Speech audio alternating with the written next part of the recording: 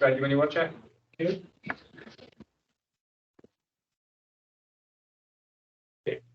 Could I please ask all officers and guests who are joining remotely to turn off their cameras so that only elected members and lay members are on screen. You should turn on your camera and microphone while you are speaking on an item, but please turn them back off again afterward.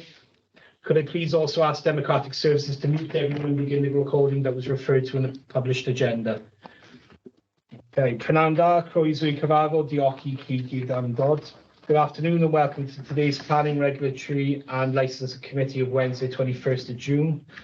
Agenda item number 1, apologies for absence. Councillor Malcolm Colburn. Yeah, thank you, Chair. I'll need to leave the meeting at 5:30. I've got a mayor's appointment. Michelle.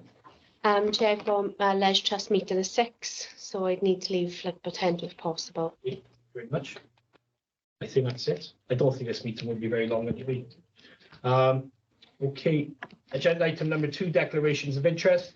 Members are reminded of their personal responsibility to declare any personal and prejudicial interest in respect of matters contained in this agenda in accordance with the provisions of the Local Government and Finance Act relating to council tax, the Local Government Act and the Council's Constitution and the Members' Code of Conduct. Are there any members who wish to make a declaration of interest for the agenda item? No, just one quickly. I mean, I'm the other member in the park board. Well, you're perfectly entitled to vote, aren't you? Because you're elected planning committee. I just want to make 110% certain. 8:35.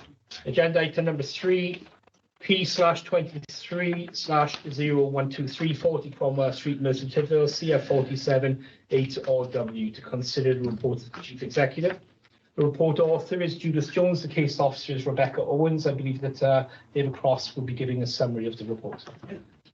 Thank you, Chair. I'll just screen share PowerPoint.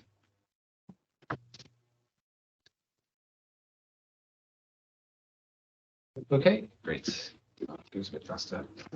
Okay, just to note initially that these sorts of applications don't always come to the planning committee for consideration, given the nature of it being a householder application. But in this instance, because the applicant is Councillor Louise Minnitt-Vokes, as part of our delegated agreement, it's been presented to members for consideration. So this is a fairly simple application. It relates to an end terrace property located within a predominantly residential area. Full planning permission is currently sought for the construction of a single-storey rear extension, which is positioned off the back of an existing rear extension on the property. No objections were received from consultees or local residents as a result of the consultation and publicity exercises undertaken. And as set out in the report, the proposed extension is deemed to be of an acceptable design, which is similar to other extensions in the vicinity. As such, the proposal would not appear out of character with the surrounding area. And furthermore, the extension is appropriately positioned within the site to not give rise to any significant impacts on the amenities of neighbouring occupiers. For that reason, it's recommended in the report that it be approved, subject to the conditions on page 8. So just to go quickly through some of the slides. So the red outline there, that marks the extent of the application site, which you can, I've tried to put a little yellow marker on there. So that's the end terrace property there. So you can see it's got a fairly long garden, and there's already a number of extensions you can see within to the rear of the properties, comprising typically of 2-storey and single-storey extensions off the back of that. This plan shows what it is currently. So as you can see on the bottom right there, there's a 2-storey extension with a sort of a flat roof construction, and there's already a single-storey element then tagged on the end. This proposal essentially seeks to replace that single-storey element with a slightly larger extension to accommodate additional space within the property.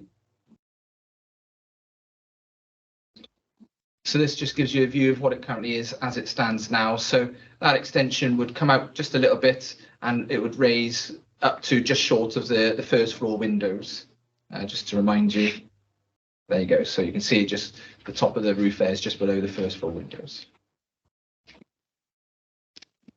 And then just to give a bit of context, across the other side of the street, similarly, you can see a number of 2-storey extensions off the back of the house, and then they've got, you know, in some cases, some larger single-story extensions then off the back of that.